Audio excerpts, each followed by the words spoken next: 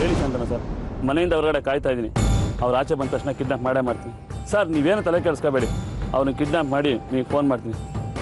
ಇರ್ತೀನಿ sir. Hello sir, ನೀವು kidnap ಮಾಡೋದಕ್ಕಾಗಲ್ಲ. ಯಾಕೆಂದರೆ ಸೌಪರ್ಣಿಕಾ ಅಕ್ಕ ಅವರು ನಿನ್ನೆ ರಾತ್ರಿನೇ ಶಿರಡಿ ದೇವಸ್ಥಾನಕ್ಕೆ ಹೋಗಾಯ್ತು. ಸೊ ನೀವು ಕಿಡ್ನಾಪ್ ಮಾಡಬೇಕು ಅಂತ ಹೇಳಿದ್ರೆ ನೀವು ಕೂಡ ಶಿರಡಿಗೆ ಹೋಗ್ಬೇಕಾಗತ್ತೆ. ಏನು ಬಾಸ್, ಮತ್ತೆ ನಿಮ್ಮನ್ನು ಭೇಟಿ ಮಾಡ್ತೀನಿ ಅಂತ ಅಂದ್ಕೊಂಡೇ ಇರಲಿಲ್ಲ. ಭಾಳ ದಿನ ಆಯ್ತು ನಿಮ್ಮನ್ನು ಭೇಟಿ ಮಾಡಿ. ಏನು ಈ ಕಡೆ? ಶೀಲಂ, ಇವರು ದೊಡ್ಡ ವ್ಯಕ್ತಿಗಳಲ್ವಾ, ದರ್ಶನ ಮಾಡ್ಬೇಕಂದ್ರೆ ಸ್ವಲ್ಪ ಕಷ್ಟನೇ. ನೋಡು, ಲೇಟಾಗಿ ಎಂಟ್ರಿ ಕೊಟ್ಟರು ಲೇಟೆಸ್ಟಾಗಿ ಕೊಟ್ಟಿಯ. ಸರ್, ಈಗ ನಾನು ಕೆಟ್ಟ ಕೆಲಸ ಮಾಡಿದ್ರೆ ಬಿಟ್ಬಿಟ್ಟಿದ್ದೀನಿ ಸರ್, ನಾನು ಬಿಟ್ಬಿಡಿ ಸರ್. ಓಹೋ, ಅಂದರೆ ಗುರೂಜಿ ಆಗ್ಬಿಟ್ಟಿದ್ದೀರಾ ಅಲ್ವಾ? ಸರ್, ನಾನು ಬಿಟ್ಬಿಡಿ ಸರ್.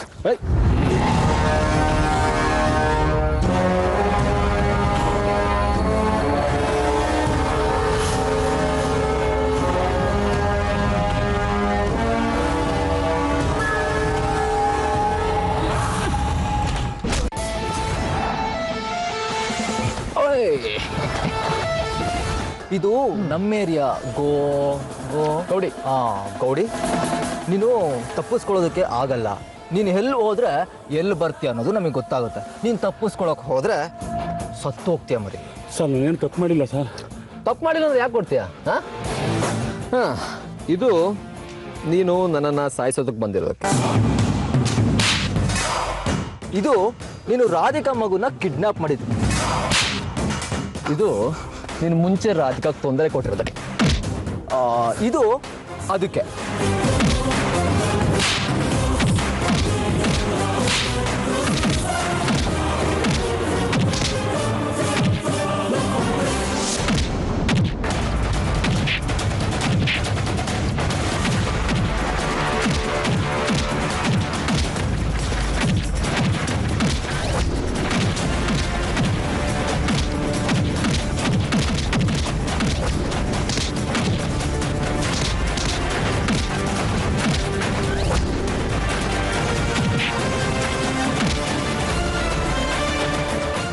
ಶೀಲಂ, ನೀವು ಹೊಡೆದೇ ಸಾಕಾಯ್ತಲ್ಲ. ಇವನ್ ಜೊತೆ ಸ್ವಲ್ಪ ಕೆಲಸ ಇದೆ, ಕರ್ಕೊಂಡು ನೋಡಿ. ಬಿಟ್ಬಿಡಿ ಸರ್, ಬಿಟ್ಬಿಡಿ ಸರ್. ನಾನು ಬಿಡ್ತೀವಿ ಬಾರಪ್ಪ.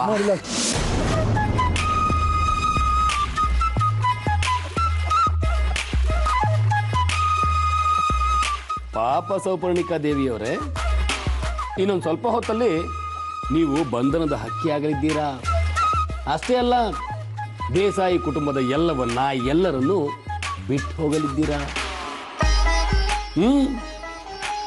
ನೀವು ನನ್ನ ಮಗನ ಥರ ನೋಡ್ಕೊಂಡ್ರಿ, ಪ್ರೀತಿ ತೋರಿಸಿದ್ರಿ, ನನ್ನ ಕಾಯಿಲೆ ವಾಸಿಯಾಗೋದಕ್ಕೆ ಸಹಾಯ ಕೂಡ ಮಾಡಿದ್ರಿ. ಆದರೆ ಧರ್ಮಾಧಿಕಾರಿ ಪಟ್ಟಕ್ಕೆ ಇದು ಯಾವುದು ಸಮ ಅಲ್ವಾ? ನಾನು ಧರ್ಮಾಧಿಕಾರಿ ಆಗೋದಕ್ಕೆ ನಿಮ್ಮ ಪ್ರಾಣ ತೆಗಿಬೇಕು ಅಂದರೂ ತೆಗೆಯೋದಕ್ಕೆ ನಾನು ರೆಡಿಯಾಗಿದ್ದೀನಿ. ನಿಮ್ಮ ಪ್ರಾಣ ಮಾತ್ರ ಅಲ್ಲ, ಯಾರ ಪ್ರಾಣ ಆದ್ರೂ ಸರಿನೇ. ಈ ಧರ್ಮಾಧಿಕಾರಿ ಪಟ್ಟದ ಹುಚ್ಚೆ ಅಂತದ್ದು. ಪ್ರಾಣ ತೆಗೆಯೋದಕ್ಕೂ ಸೈ, ಪ್ರಾಣ ಕೊಡೋದಕ್ಕೂ ಸೈ. ಕ್ಷಮಿಸ್ಬಿಡಿ ಸೌಪರ್ಣಿಕಾ ದೇವಿಯವರೇ, ಕ್ಷಮಿಸ್ಬಿಡಿ.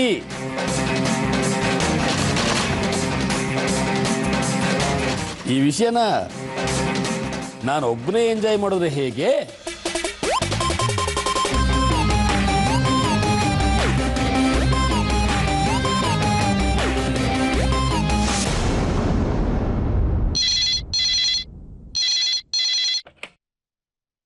ಹಲೋ, ತಗಳಪ್ಪ, ಎಂತ ಸಿಂಕು. ಈ ರಾಧಿಕಾಗೂ ಶಾಂತನಿಗೂ ಏನೋ ಲಿಂಕ್ ಇದೆ ಅನ್ಸುತ್ತೆ. ನಾನು ನಿನ್ ಜೊತೆ ಮಾತಾಡಬೇಕು ಅಂತ ಫೋನ್ ಮಾಡಿದಾಗ್ಲೆಲ್ಲ ನೀನೇ ಬಂದು ಫೋನ್ ರಿಸೀವ್ ಮಾಡ್ತೀಯ. ಏನು ನಿನ್ನೆ ಕೃಷ್ಣ ಬಂದು ಕಿವಿಲ್ ಹೇಳ್ತಾನ, ಶಾಂತನು ಫೋನ್ ಮಾಡಿದಾನೆ ರಿಸೀವ್ ಮಾಡು ಅಂತ. ಅದೇನು ಹೇಳಬೇಕು ಅಂತಿದ್ಯೋ ಹೇಳು. ಕೇಳಿಸ್ಕೊಳ್ಳೋದಕ್ಕೆ ಇಷ್ಟ ಇಲ್ಲದೆ ಹೋದ್ರು ಕೇಳಿಸ್ಕೊಂಡು ಫೋನ್ ಇಡ್ತೀನಿ. ಹೇಳೋದು ತುಂಬಾ ಇದೆ ರಾಧಿಕಾ. ನೀನು ತುಂಬಾ ಒಳ್ಳೆಯವಳು. ತುಂಬಾ ಕೆಟ್ಟೋಳಾಗಿದ್ದ ವಿಶಾಖನ ಒಳ್ಳೆಯವಳಾಗೋಗಿ ಮಾಡಿದೆ. ಈಗ ನಂಜುಗೂಡಿನೂ ಕೂಡ ಒಳ್ಳೆಯವನಾಗೋ ಹೋಗಿ ಮಾಡಿದ್ವಿ. ಒಳ್ಳೆ ವಿಚಾರಗಳು ಗೊತ್ತಾಗೋ ತಡ ಆಗ್ಬೋದು, ಆದರೆ ಗೊತ್ತಾಗೇ ಆಗುತ್ತೆ. ನಿನ್ನ ಅತಿಯಾದ ಒಳ್ಳೆತನ ಇಡೀ ದೇಸಾಯಿ ಕುಟುಂಬನ ಹಾಳು ಮಾಡುತ್ತೆ. ಒಳ್ಳೆತನ ಯಾರನ್ನೂ ಹಾಳು ಮಾಡಲ್ಲ ಶಾಂತನು. ಹಾಳು ಮಾಡೋದು ಮನುಷ್ಯನ ಕೆಟ್ಟತನ. ಆದ್ರೆ ಆ ಕ್ಷಣಕ್ಕೆ ಅದು ಗೊತ್ತಾಗಲ್ಲ. ಮುಂದೆ ಯಾವತ್ತೋ ಒಂದಿನ ಗೊತ್ತಾಗತ್ತೆ ನಾನು ಹಾಳಾದೆ ಅಂತ. ನಿನ್ನ ಪ್ರಕಾರ ನಾನು ಕೆಟ್ಟವನು, ಆದರೂ ರಾಜನ್ ಥರ ಇಲ್ವಾ?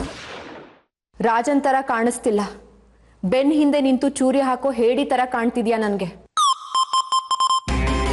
ನೇರವಾಗಿ ನಿಂತು ಮಾತಾಡೋ ಧೈರ್ಯ, ನೇರವಾಗಿ ನಿಂತು ಹೊಡೆದಾಡೋ ಗುಂಡಿಗೆ ಎರಡೂ ಇಲ್ಲ ನಿನಗೆ. ನಿಂದೇನಿದ್ರು ಕಳ್ಳದಾರಿ ಅಷ್ಟೇ. ಒಂದಲ್ಲ ಒಂದಿನ ಹಳ್ಳ ಹಿಡಿತೀಯ, ನೋಡ್ತಾ ಇರು.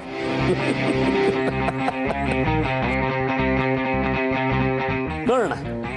ಅಂದಾಗೆ ನಾನು ನಿನಗೆ ಫೋನ್ ಮಾಡಿದ ವಿಚಾರ ಏನು ಅಂದರೆ, ದೇಸಾಯಿ ಕುಟುಂಬಕ್ಕೆ ಇನ್ನೊಂದು ಶಾಕ್ ಕೊಡೋಣ ಅಂತ.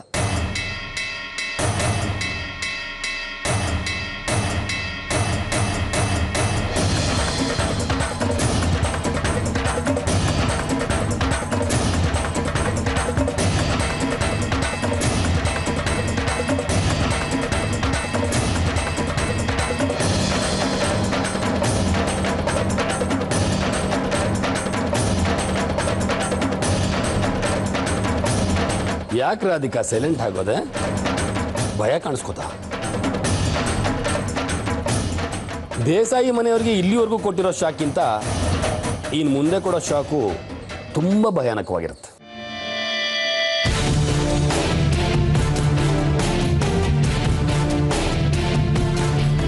ಯಾರ್ದು ಫೋನ್?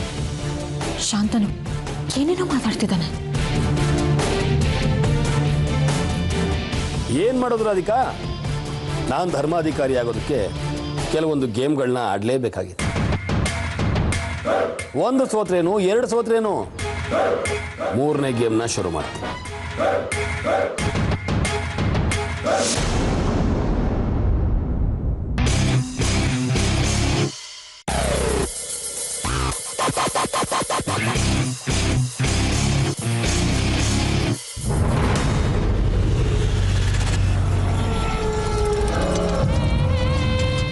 ಸರಿ ಶಾಂತನು, ಈ ಸಲ ನೀನು ಅದೇನು ಆಟ ಆಡ್ತೀಯೋ ಆಡು.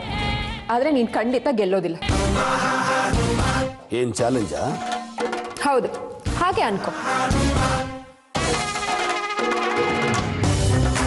ಯಾಕೆ ಶಾಂತನು ಸುಮ್ಮನಾಗ್ಬಿಟ್ಟೆ?